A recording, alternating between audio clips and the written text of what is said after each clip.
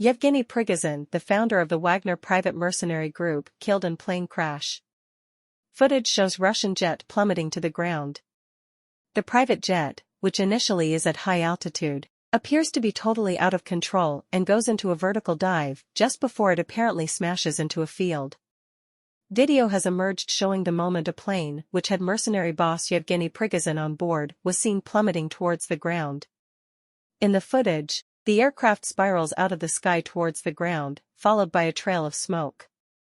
The private jet, which initially is at high altitude, appears to be totally out of control and goes into a vertical dive just before it apparently smashes into a field. A plume of thick black smoke rises from the crash scene seconds later. The weather appears to be fine at the time, with just a few clouds in the sky. Another video shows an aircraft fuselage on the ground in flames.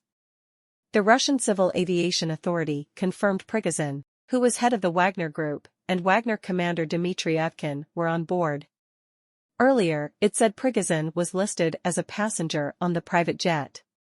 Prigozhin killed in plane crash: Jet was downed by bomb in wine crate, former intelligence officer suggests. 10 killed in private jet crash in Russia with Wagner boss on board. Footage shows Russian jet plummeting to the ground. The plane, carrying 3 pilots and 7 passengers, came down north of Moscow and was traveling from the capital to St. Petersburg. TASS news agency reported 10 people were on board, while Russian state news agency RIA later reported 8 bodies had been discovered at the CRASH site, citing emergency services. There were no survivors, according to Russian authorities. Flight tracking data showed a private jet, registered to Wagner and which Prigozhin had previously used, took off from Moscow on Wednesday evening and its transponder signal disappeared minutes later.